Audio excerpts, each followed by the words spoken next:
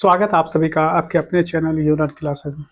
आज के वीडियो में हम लोग क्लास 10th के मैथ उसमें भी 2 नंबर वाले यानी केसेस यानी प्रश्न लेकर आए जो आपके एग्जाम में हूबहू ये ऐसा ही सवाल यानी आएगा। ठीक है, तो आज के सेशन में जितना भी सवाल लेकर आए हूबहू आपके यानी फाइनल एग्जाम में देखने के लिए मिलेगा। तो आप लोग शुरू से लेकर अंत तक देखेंगे। और ये हम लोग का जो है चौथा चैप्टर जिसका नाम द्विघात समीकरण है। तो द्विघात समीकरण के यानी सवालों को हल करेंगे। आइए थोड़ा सा और हम आपको बता दें, इस वीडियो में आपको शुरू से लेकर अंत तक बने रहने से आप क्या क्या यानी सीख पाएंगे, आपको क्या क्या यानी इस वीडियो में मिलेगा। तो इस वीडियो की जो विशेषता है, आपको यानी हम गुणनखंड विधि द्वारा सवालों को हल करना सिखाएंगे, द्विघात सूत्र द्वारा हल करना सिखाएंगे और विभेदकर या विवेचक जिसको कहते हैं ये निकालना सिखाएंगे, मूलों की प्रकृति मालूम करना सिखाएंगे और मूलों का योग और गुणनफल जो है ये भी निकालना सिखाएंगे। तो आज का वीडियो बहुत ही इंपॉर्टेंट है, आप शुरू से लेकर अंत तक जरूर बने रहेंगे और सारे यानी तरीकों से बताए गए सवालों को आप सीखेंगे, क्योंकि ये हूबहू आपके एग्जाम में आएगा ही आएगा, आप यकीन जाने बिल्कुल आएगा। चलिए अब हम लोग वीडियो को शुरू करते हैं, लेकिन शुरू करने से पहले एक छोटा सा रिक्वेस्ट, यदि आप हमारे चैनल से नहीं जुड़े चैनल को सब्सक्राइब कर लीजिए और वीडियो को लाइक जरूर करेंगे, दोस्तों में भी शेयर करेंगे। आइए पहला सवाल देखिए। पहला सवाल अगर देखें तो देखिए 2000 यानी कहने का मतलब 22 के सेकेंड सिटिंग में पूछा गया सवाल है। सवाल क्या कर रहा है कि गुणनखंड के द्वारा द्विघात समीकरण यानी 4x² - 12x + 9 = 0 के मूल ज्ञात करें। तो देखिए सबसे पहला यानी मेथड आ गया है गुणनखंड विधि द्वारा। आइए इसको हम लोग हल करेंगे। सबसे पहले आप लोग क्या करेंगे, हल करेंगे, हल लिखेंगे, उसके बाद जो सवाल दिया है वो लिखेंगे 4x² - 12x + 9 = 0। क्योंकि आप गुणनखंड विधि द्वारा इसको हल कर रहे हैं, तो जैसे जैसे आपको हम बता रहे हैं बिल्कुल आप वैसे वैसे करेंगे, सारा का सारा सवाल बन जाएगा। देखिए फर्स्ट वाले और लास्ट वाले को मल्टीप्लाई कीजिए, यानी 4x² और इसको गुना करेंगे 9 से। जब आप गुना करते हैं तो संख्या संख्या से गुना होता है, तो याद रखेंगे 9 को 4 से गुना करेंगे तो 36 और x² आएगा। ठीक है, अब देखिए पहला स्टेप, देखिए हम पहला सवाल आपको समझा रहे हैं थोड़ा डिटेल में, उसके बाद जो फिर हम तेज़ी से आगे बढ़ेंगे और थोड़ा अगर वीडियो लंबा हो जाए तो शुरू से लेकर अंत तक जरूर देखेंगे, क्योंकि आप ही के लिए है ना बना रहे हैं और बहुत ही यानी इत्मीनान से आप देखिए, क्योंकि बहुत ही डिटेल में हम आपको समझाएंगे ताकि आप एक भी सवाल ना छोड़ पाए। आइए देखिए क्या करेंगे, पहले सबसे पहले क्या किए, फर्स्ट वाले और लास्ट वाले को मल्टीप्लाई किए। फर्स्ट में 4x² है और लास्ट में 9x है, सॉरी 9 है, इसको मल्टीप्लाई किए तो कितना आ गया 36x²। अब देखिए हम इसको हटा रहे हैं, इसका आप कोई काम नहीं है। ठीक है, मुझे 36x² आया है और आपको फोकस करना है केवल और केवल संख्या पे। किस पे? संख्या पे फोकस करना है, 36 पे। अब ये बताइए 36 मुझे कैसे मिलेगा, थोड़ा सा हम डिटेल में बता रहे हैं। देखिए 36 मुझे कैसे मिलेगा, तो 36 हमको 1 गुना 36 करने से मिल सकता है, या 2 गुना 18 करेंगे तो 36 मिलेगा। ठीक है, ध्यान देते रहिएगा। अगर हम यहाँ पे 3 गुना 12 करते हैं तो 12 तिया 36 होता है। ठीक है, 12 तिया 36 होता है। अगर 4 को हम 9 से गुना करें, 9 चौके 36 होता है। क्या होता है? 9 चौके 36 होता है, सॉरी 9 चौके 36 हो जाएगा। और 4 गुना, ठीक है, 6 गुना 6 करेंगे तो 36 मिलेगा। क्या मिलेगा? 6 गुना 6 करेंगे तो 36 मिलेगा। अब इसके अलावा और कोई ऐसा यानी तरीका नहीं है जिसके माध्यम से हमको 36 मिले। बस इतना करना अगर सीख गए तो समझिए ऐसे सवाल यूं बन जाएगा, चुटकियों में बनेगा। अब आप क्या करेंगे, ये बीच में जो आप देख रहे हैं, थोड़ा सा इसको हम आधा कलर से हम यहाँ पे कर रहे हैं। देखिए यहाँ पे ये बीच वाले पे थोड़ा सा फोकस करना है। कितना है? 12 है। संख्या पे अभी केवल ध्यान दीजिए, 12 पे ध्यान दीजिए। क्या हम 36 में 1 जोड़ेंगे तो 12 मिलेगा, या 36 में से 1 घटा लेंगे तो क्या हमको यानी 12 मिलेगा? तो कहेंगे नहीं मिलेगा, तो हम इसके साथ नहीं जा सकते। दूसरा देखिए, 18 में 2 जोड़ेंगे तो 20 मिलेगा, क्या 12 मिला? नहीं। अगर हम यहाँ पे कहें कि 18 में से 2 को घटा दीजिए तो आपको 16 मिलता है, क्या आपको 12 मिला? नहीं मिला, इसके साथ भी नहीं जा सकते हैं। ठीक है, दूसरा देखिए, 12 में 3 जोड़िए 15 मिलेगा, जो कि 12 के बराबर नहीं है। फिर यानी 12 में से 3 को घटा लीजिए तो 9 मिलेगा, यानी कहने का मतलब हम इसके साथ भी नहीं जा सकते। दूसरा देखिए, 4 में 9 को जोड़िए तो 13 मिलेगा, 12 नहीं मिला। और 9 में से अगर 4 को घटा लेते हैं तो 5 मिलता है। इसके साथ में हम नहीं जा सकते। अब देखिए 6 में 6 जोड़िए 12 मिल जाएगा। क्या मिल गया? इसका मतलब है कि मुझे वो संख्या मिल गया जिसके द्वारा हम इसे हल कर सकते हैं, यानी 6 गुना 6। बस इतना याद रखिएगा। इतना अगर आप समझ गए, समझिए कि आपका सवाल बन गया। ठीक है। अब देखिए ये 6 है। सबसे पहली बात तो ये 4x² और यहाँ पे माइनस ये जो 12 है ना, इसी की जगह पे अगर -6 और -6 करेंगे तो -12 मिल जाएगा। क्या नहीं मिलेगा? -6 बिल्कुल मिलेगा। तो -6, ये जो -6 हम यहाँ पे लिखे और इसमें x लगा दीजिए, और इस -6 को भी यहाँ पे लिखेंगे और x लगा देंगे। साथ ही साथ जो प्लस में 9 है वो लिख के बराबर कर दीजिए। बस आपका सवाल बन गया। अब देखेंगे यहाँ पे आप देख पाएंगे कि इन दोनों संख्याओं के बीच और इन दो संख्याओं के बीच कुछ ना कुछ कॉमन है। क्या कॉमन है? तो देखिए हम कॉमन लेके दिखाते हैं आपको। अगर देखेंगे तो 2 के टेबल में 4 आता है, 2 के टेबल में 6 भी आता है, और इसमें भी x² यानी 2x है, यहाँ पे 1x है। तो कॉमन ले लीजिए। यहाँ हो जाएगा 2 गुना 2 यानी 4 हो जाएगा, और 1x बाहर है तो 1x आपके अंदर में रहेंगे। 2 तिया 6 और x तो बाहर आ गया है। इसके बाद देखिए इसमें क्या कॉमन है? तो 3 के टेबल में 6 भी आता है, 3 के टेबल में 9 भी आता है। तो 3 के टेबल में लेते हैं तो 3 दूना 6 और x का x रहेगा, क्योंकि x हम बाहर नहीं कर रहे हैं। उसके बाद 3 यहाँ पे क्या हो जाएगा? यहाँ पे माइनस होगा, क्योंकि हम माइनस पहले कॉमन ले चुके हैं, तो -3 हो जाएगा, क्योंकि 3 तिया 9 होगा, बराबर में 0। अब देखिए ये और ये अंदर में है, तो इसको एक बार लिख लीजिए, x माइनस यानी 2x - 3। देखिए बाहर में क्या है? तो बाहर में देखेंगे आप यहाँ पे 2x है, ये भी लिखिए, और बाहर में यहाँ देखिए क्या है? -3, तो ये भी लीजिए। बराबर में क्या करेंगे? 0। अब देख रहे हैं कि दोनों सेम है, तो हम क्या करेंगे? किसी एक को ही x - 3 बराबर 0, तो यहाँ से हम कह सकते हैं 2x बराबर में 3। इसीलिए हम कह सकते हैं कि x बराबर कितना हो जाएगा? 3/2 हो जाएगा। और ये दोनों सेम है, तो इसीलिए हम x का वैल्यू 2 बार जो है हम लिखेंगे 3/2। इस तरह से हम लोग क्या किए? गुणनखंड विधि द्वारा हम सवालों को हल कर चुके हैं।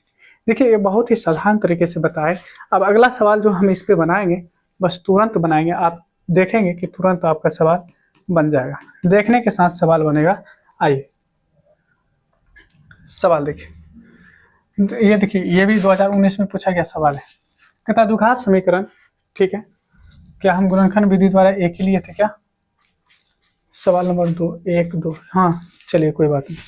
आइए, कहता द्विघात समीकरण यहाँ पे कर रहा है 3x² - 2 √6x + 2 बराबर 0 को गुणनखंड विधि द्वारा हल कीजिए। चलिए आगे गुणनखंड विधि द्वारा चलिए हल करते हैं।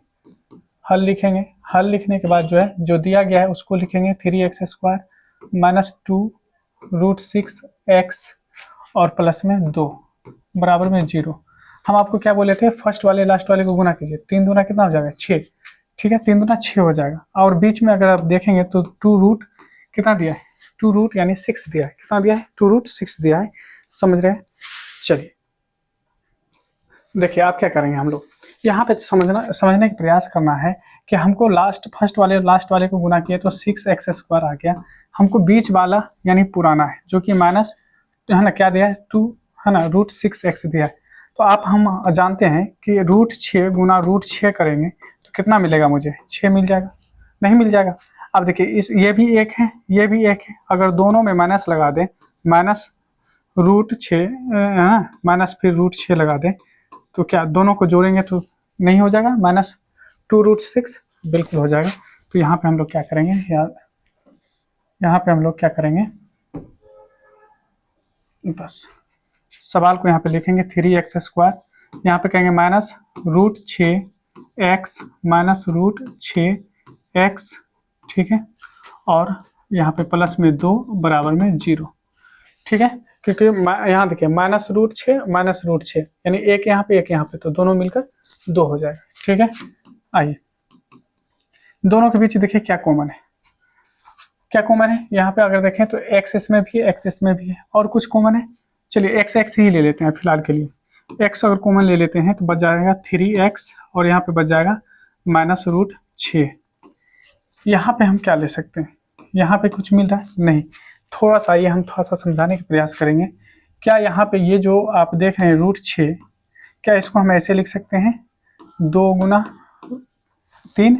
अगर ऐसे लिख सकते हैं तो क्या हम लिख सकते हैं कि √2 गुना √6, सॉरी √3 लिख सकते हैं? बिल्कुल लिख सकते हैं। तो यानी हम √6 को हम इस तरह से लिख सकते हैं। साथ ही साथ अच्छा ये बताइए, ये जो 3 है, 3 क्या होता है? √3 गुना √3 नहीं होता है? अगर √3 गुना √3 करेंगे तो क्या नहीं मिल जाएगा? बिल्कुल मिल जाएगा। हम यहाँ से बस इसी कॉन्सेप्ट का यानी मदद लेंगे और उसके बाद जो हम लोग हल कर लेंगे। तो देखिए इस 3 के जगह पे अभी थोड़ा सा हम लिख के दिखा रहे हैं, जो कि लिखना नहीं है, डायरेक्ट भी कर सकते हैं। इसको हम लिख सकते हैं √3, है ना, √3 गुना √3, उसके बाद x², यहाँ देखिए माइनस, इसको हम लिख सकते हैं √3 गुना √2, ठीक है। √6 को हम ऐसे लिख सकते हैं, √3 यानी 3 को हम ऐसे लिख सकते हैं। हम बस वही लिख रहे हैं, देखिए यहाँ पे। फिर यहाँ पे देखेंगे तो यहाँ पे भी कहेंगे √3 गुना √2, ठीक है, √3 गुना सॉरी ध्यान देंगे, गुना √2, उसके बाद ये है यहाँ पे x प्लस में 2। देखिए हम इसी को केवल तोड़ के फैला दिए और कुछ नहीं किए हैं। 3 के जगह पर हम इतना बात लिखें, यानी √6 को हम इतना बात लिखें, इस √6 को इतना लिखें और बाकी बात जो सेम है सेम।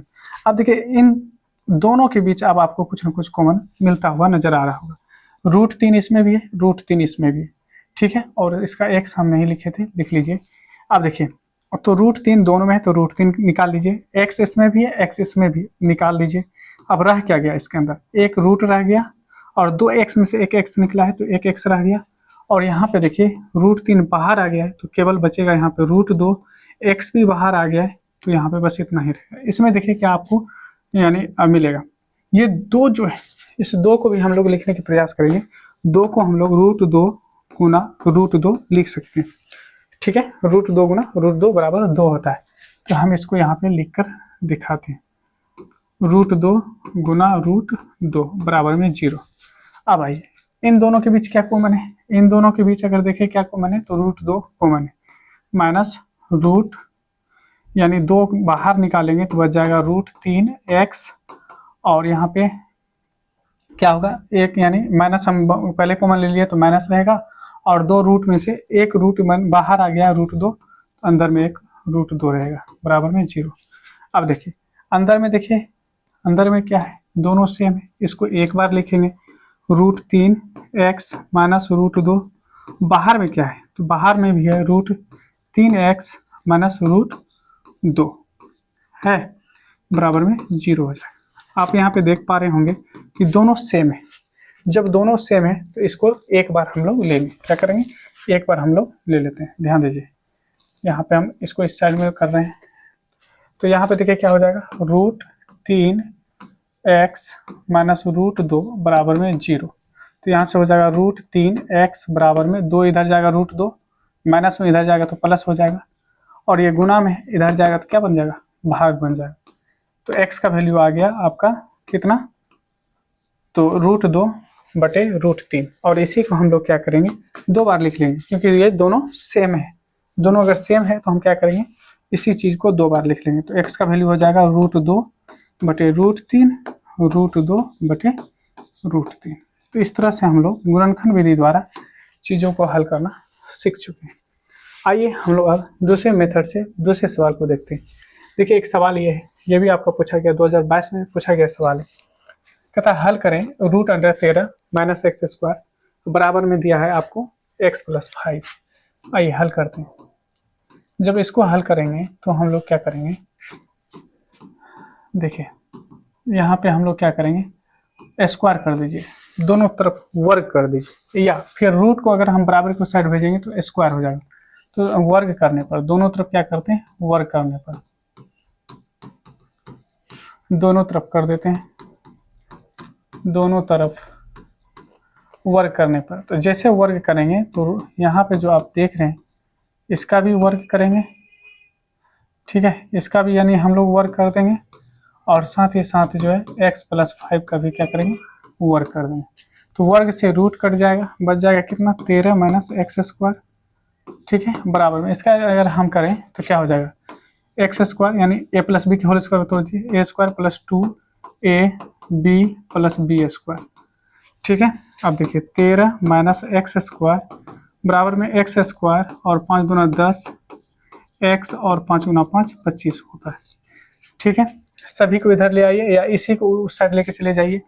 तो यहाँ देखेंगे x square plus 10x plus 25 पहले से है, 13 इधर जाएगा तो माइनस हो जाएगा, एक्स इस साइड जाएगा तो प्लस हो जाएगा, और इधर क्या रह गया 0। इसी 0 को हम क्या कर सकते हैं, इस साइड लगा सकते हैं, यहाँ पे हम लगा सकते हैं, बिल्कुल हम ये बात लिख सकते हैं। ठीक है, अब देखिए अब आगे हमारा क्या होगा, है ना, अब आगे हमारा क्या हो जाएगा, तो आगे हमारा हो जाएगा एक एक्स स्क्वायर एक एक्स स्क्वायर यानी 2x स्क्वायर हो जाएगा यहाँ पे।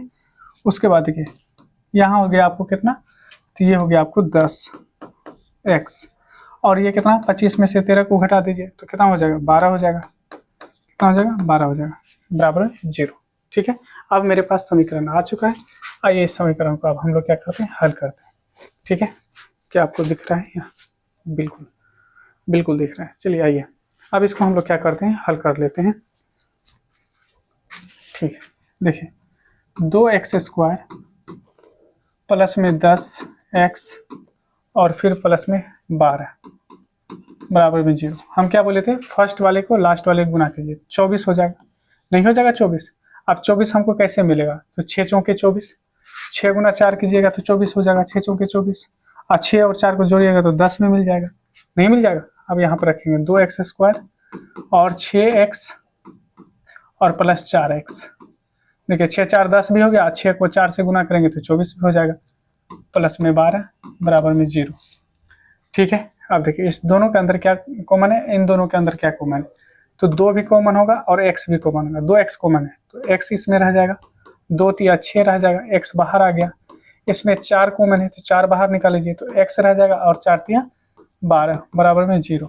अब देखिए अंदर में क्या है, तो x प्लस 3, बाहर में क्या है, तो बाहर में है 2x और प्लस में 4, ये बोला प्लस 4 बराबर में 0। अब क्या हो जाएगा x प्लस 3 बराबर में हो जाएगा यहाँ पे 0, और दूसरा हो जाएगा 2x प्लस 4 बराबर में 0 हो जाएगा। ठीक है, यहाँ से x बराबर क्या हो जाएगा -3, x बराबर क्या हो जाएगा, x बराबर -3 हो जाएगा, और यहाँ पे देखेंगे 2x बराबर -4, तो x बराबर क्या हो जाएगा -4/2, अर्थात x बराबर में -2 हो जाएगा। ठीक है, तो इस तरह से हम लोग क्या किए, समीकरण को हल कर चुके हैं, दी गई समीकरण को हम लोग क्या कर चुके हैं, हल कर चुके हैं। तो मेरे पास 2 आंसर आ चुका है, एक x का वैल्यू -3 है, एक x का वैल्यू कितना है -2 है। ठीक है, चलिए इस तरह से हम सवालों को हल करते हैं।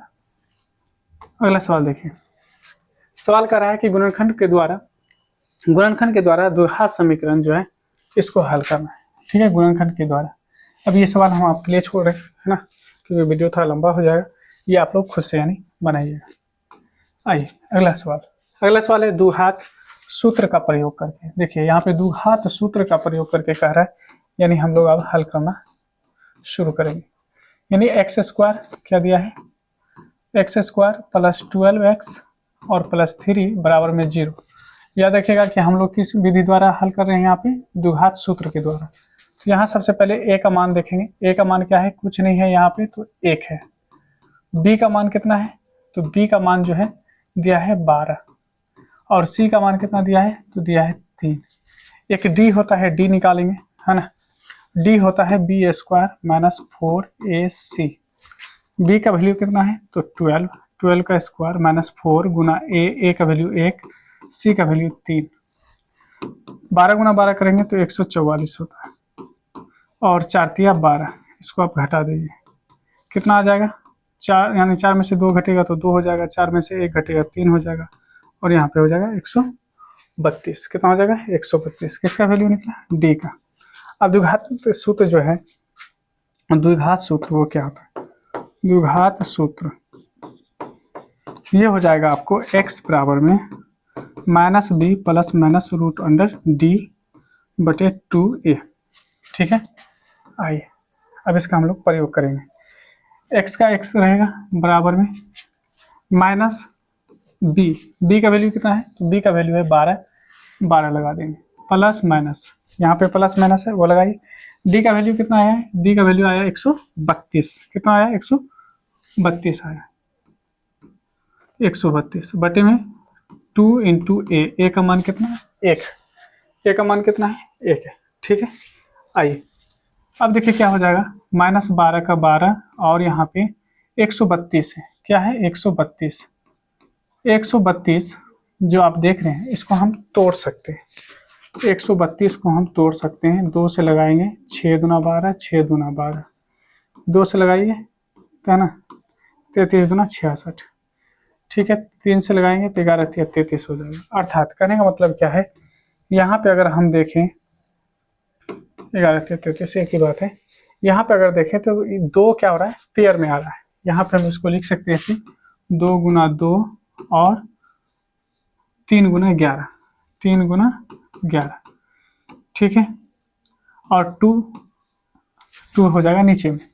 अब ध्यान दीजिए ये -12 प्लस माइनस जो यानी पेयर में होता है वो बाहर निकल जाएगा, तो 2 बाहर तो 11 33 अंदर रह जाएगा, ठीक है, नीचे में भी देखेंगे तो 2 रहेगा।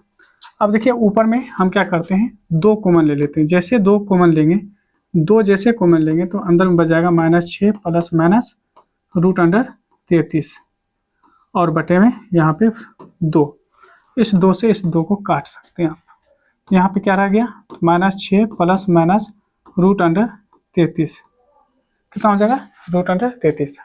अर्थात कहने का मतलब ये हो गया कि x का वैल्यू जो होगा एक बार -6 प्लस √33 और एक हो जाएगा आपको -6 है ना -√33, ये 2 आंसर हो जाएगा, यानी दोनों आंसर आपका बिल्कुल सही हो जाएगा। ठीक है, उम्मीद करते हैं कि आप चीज़ों को समझ रहे हैं। ठीक है, अब बढ़ते हैं अगले सवाल पे। आइए अगले सवाल को हम लोग अब हल करते हैं। अगला सवाल देखें, सवाल कहता है कि द्विघात सूत्र का प्रयोग करके, फिर द्विघात सूत्र का ही प्रयोग करने के लिए कह रहा है, हम लोग द्विघात सूत्र का प्रयोग करेंगे। चलिए थोड़ा सा इधर से बना देते हैं, है ना, द्विघात सूत्र का यानी प्रयोग करेंगे। सवाल है 3x² और -4x और -1 बराबर में 0, a का मान 3, b का मान -4, c का मान -1। यहाँ से d निकालेंगे, कहता है b² -4ac, तो b का वैल्यू हो गया -4 का स्क्वायर हो जाएगा और -4 इंटू a का वैल्यू 3 और c का वैल्यू -1। अब देखिए 4 गुना 4 16, माइनस माइनस प्लस हो जाएगा और माइनस गुना माइनस प्लस ये भी हो जाएगा, 4 तिया 12 हो जाएगा। ठीक है, दोनों को ऐड कीजिए तो ये हो जाएगा 28, कितना हो जाएगा 28 हो जाएगा, यही होगा, बिल्कुल सही है ना। 4 ऐसे 4 तिया 12, 16 16 12, ठीक है 28। तो आप चाहिए द्विघाती सूत्र जैसे लगाएंगे तो द्विघाती सूत्र का मतलब है -b प्लस माइनस √d/2a। ठीक है, अब आइए यहाँ पे b का वैल्यू कितना है, तो -4 पहले से दे रखा है, उसके बाद माइनस प्लस √d, d का वैल्यू कितना है, तो d का वैल्यू 28 है, कितना है 28 है, नीचे में 2 इंटू a का वैल्यू कितना है, a का वैल्यू 3 है, 3 रखेंगे। ठीक है, उसके बाद देखिए माइनस गुना माइनस प्लस हो जाएगा, 4 प्लस माइनस 28 है, तो हम कह सकते हैं 2 गुना 2 4, 4 सते 28, यानी यहाँ पे क्या हो जाएगा 2 बाहर आ जाएगा, √7 रह जाएगा अंदर में, है ना। तो यहाँ पे हम लिख सकते हैं 2√7 अंदर में और नीचे में 2 तिया 6। अब यहाँ देखिए कुछ कॉमन है, यानी 2 अगर हम कॉमन लेते हैं तो 2 दूना 4 प्लस माइनस √7 हो जाएगा और नीचे में क्या आ जाएगा 2 गुना 3, ये तो पहले से भी था, हम यहाँ से 2 काट सकते हैं, तो मुझे मिल गया 2 प्लस माइनस √7/3, यानी कहने का मतलब है कि x का जो वैल्यू होगा एक होगा 2 प्लस √7/3 और दूसरा होगा 2 माइनस √7/3, ये आपका आंसर हो जाएगा। ठीक है, ये आपका क्या है आंसर हो जाएगा। उम्मीद करते हैं कि ये भी सवाल आप समझे होंगे। आइए अगला सवाल देखिए, कहता है द्विघात समीकरण यानी ax² plus bx plus c के मूलों की प्रकृति को लिखें। देखिए ये बहुत इंपॉर्टेंट है, ये भी समझ लीजिए। मूलों की प्रकृति, सबसे पहली बात जो दिया गया है आपका ax² plus bx plus c, ये द्विघात समीकरण का मानक रूप है, याद रखेंगे। यहाँ पे ए खुद में ए है, बी खुद में बी है और सी खुद में सी है। ठीक है, याद रखेंगे ए का मान भी ए है, बी का मान भी बी है और सी का भी मान सी है। देखिए सबसे पहली बात, मूलों की प्रकृति ज्ञात करने के लिए अगर आप देखेंगे तो इनके लिए आता है यानी विविध कर आता है। क्या आता है? एक आता है विविध कर यानी डी, विविध कर। ठीक है, डिस्क्रिमिनेंट कहते हैं इसको, या विवेचक भी इसको कहा जाता है, विवेचक कहा जाता है इसको। ठीक है, याद रखिएगा। ये क्या कहता है? ये कहता है बी बराबर में, है ना, यानी डी बराबर में बी स्क्वायर माइनस 4ac। अब ये जो डी है, यानी ये जो डी है इसका यानी 3 वैल्यू आएगा। पहली बात, पहला वैल्यू देखिए इसका, हम तीनों यानी मूलों की प्रकृति लिख रहे हैं, मूलों की प्रकृति लिख रहे हैं। देखिए कहता है अगर डी का मान 0 से बड़ा आ जाए, डी का मान 0 से बड़ा आ जाए, जैसे यहाँ पे अभी आप देख रहे होंगे कि हम लोग जो निकाले थे, देखिए यहाँ पे जो अभी हम निकाले डी का मान कितना आया था, यहाँ पे अगर देखिए तो डी का मान 28 आया था। तो 28 आया तो इसका मतलब है डी 0 से बड़ा है, क्योंकि 28 जो है 0 से बड़ा है, तो इसका मतलब डी क्या है? 0 से बड़ा है। ये बात हम कहना चाह रहे थे। तो अगर यहाँ पे डी 0 से बड़ा हो जाए तो मूल जो होता है, मूल वास्तविक होता है। क्या होता है? मूल वास्तविक होता है। और इसका जो मान निकलेगा वास्तविक, है ना, और मान जो निकलेगा, मान क्या होगा? भिन्न भिन्न होगा, अलग अलग निकलेगा। क्या होगा? मान जो होगा इसका भिन्न भिन्न होगा, यानी अलग अलग होगा। दूसरा देखिए, दूसरा कंडीशन कहता है किसका? यानी मूलों की प्रकृति का जो दूसरा कंडीशन है, ये कहता है अगर डी का मान 0 के बराबर आ जाए। किसके बराबर आ जाए? 0 के बराबर आ जाए तो मूल वास्तविक होगा। मूल क्या होगा? मूल वास्तविक होगा, वास्तविक। और इसका जो मान निकलेगा, मान का मतलब x का जो वैल्यू निकलेगा वो बराबर होगा। क्या होगा? बराबर। बराबर का मतलब दोनों वैल्यू यानी वैल्यू सेम निकलेगा। क्या निकलेगा? सेम निकलेगा। ऐसे सवाल देखिए यहाँ पे हम लोग बनाए थे, है ना, हम आपको दिखाते हैं। अभी ये सवाल हम लोग बना चुके हैं। ठीक है, कौन सा सवाल था, है ना, हम दिखा रहे हैं आपको। अभी देखिए जिसमें दोनों यानी सेम आया था, ये सवाल देख रहे हैं। अगर इसका हम लोग डी निकाल लें, अगर हम लोग डी निकालने की कोशिश करें यहाँ से, तो देखिए बी स्क्वायर, बी की जगह पे क्या है? -12, -12 का स्क्वायर। ठीक है, बी स्क्वायर -4a, ए की जगह पे देखेंगे तो 4 है, सी की जगह पे देखेंगे तो 9 है। अब देखिए 12 गुना 12 कीजिएगा तो 144 होगा, 4 गुना 4 16, 16 नमा 144, कट करके आ गया 0 आ गया। डी का मान क्या आ गया? 0 आ गया। इसीलिए जब डी का वैल्यू 0 के बराबर होता है तो x का दोनों मान जो होता है सेम आता है, बराबर आता है, समान आता है। ये भी बात आप याद रखेंगे। ठीक है, चलिए आगे हम समझा रहे थे, है ना। तीसरे नंबर पर आइए। तीसरा कहता है यहाँ पे अगर डी का वैल्यू 0 से छोटा हो जाए, यानी डी का वैल्यू अगर माइनस में आ जाए, है ना, तो यहाँ पे जो मूल होगा, मूल अवास्तविक होगा, यानी मूल वास्तविक नहीं होगा। ठीक है, और जब अवास्तविक होगा इसका मतलब है इसका मान नहीं निकलेगा। ठीक है, मूल जब वास्तविक हुआ ही नहीं तो इसका मान फिर नहीं निकलेगा। तो ये 3 यानी इसका यानी जो है प्रकृति है, तीनों प्रकृति को आप अच्छे से याद रखेंगे। आगे देखेंगे सवाल कहता है द्विघात समीकरण 5x² - 8x + 3 = 0 विविध कर ज्ञात कीजिए और फिर मूलों की प्रकृति भी ज्ञात कीजिए। देखिए पूछा गया सवाल है। ठीक है, आइए इसका हल करते हैं, उसके बाद हम लोग समझने का प्रयास करते हैं। कहता है 5x² - 8x और +3 = 0। यहाँ पे a का वैल्यू देखेंगे तो 5 है, b का वैल्यू देखेंगे तो -8 है, c का वैल्यू देखेंगे तो यहाँ पे 3 है। अब जैसे हम d निकालेंगे तो कहता है b² - 4ac। b की जगह पे देखेंगे तो -8 है, इसका स्क्वायर हो जाएगा -4, और उसके बाद a की जगह पे 5 है और c की जगह पे 3 है। अब देखिए 8 गुना 8 64 और माइनस माइनस प्लस हो जाता है। यहाँ देखिए 5 चौके 20, है ना, अब 20 कितना हो जाएगा? 60 हो जाएगा। क्या हो जाएगा? 20 60 हो जाएगा। ठीक है ना, 4ac देख लेते हैं। ठीक है, 5x² - 8x + 3। ठीक है, ये हो जाएगा b², 8 गुना 8, है ना, 64 होगा। उसके बाद 4ac, 5 चौके 20, 20 60। चलिए बिल्कुल सही है। तो यहाँ पे आप देखेंगे कि क्या आ गया?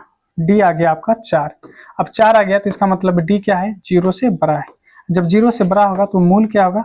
मूल वास्तविक होगा।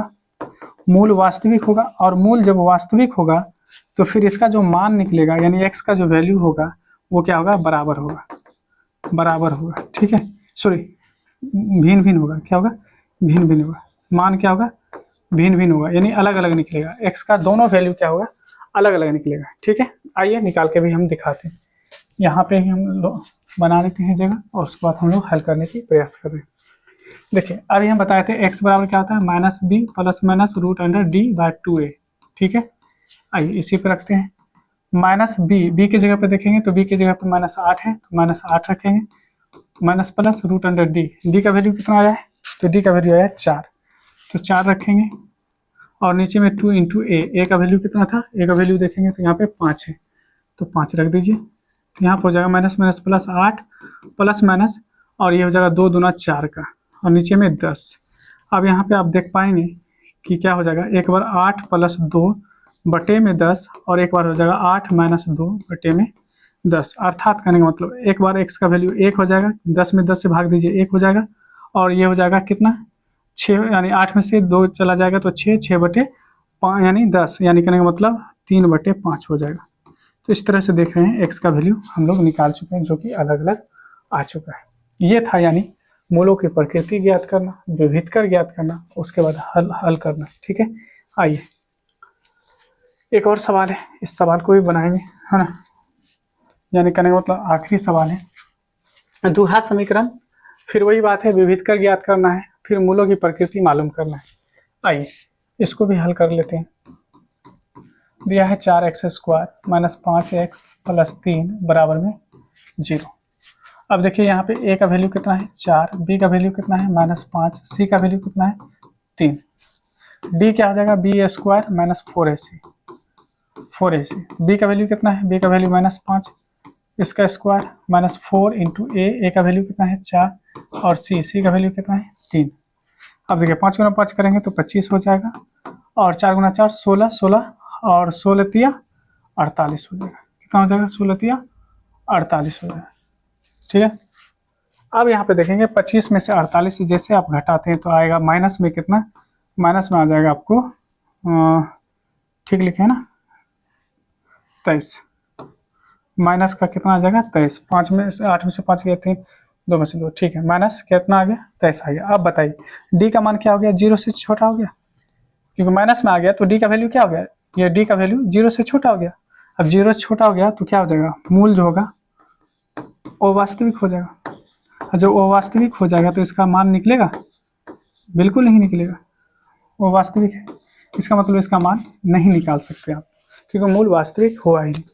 तो आज की वीडियो में ये आपके 9 सवाल यानी लेके आए थे जो कि आपको हम बताएं, उम्मीद करते हैं आपको बहुत अच्छा लगा होगा। तो इसी तरह के वीडियो के लिए आप हमारे चैनल से जुड़े रहें, वीडियो को लाइक करें और दोस्तों में शेयर जरूर करें। मिलते हैं आप नेक्स्ट वीडियो में।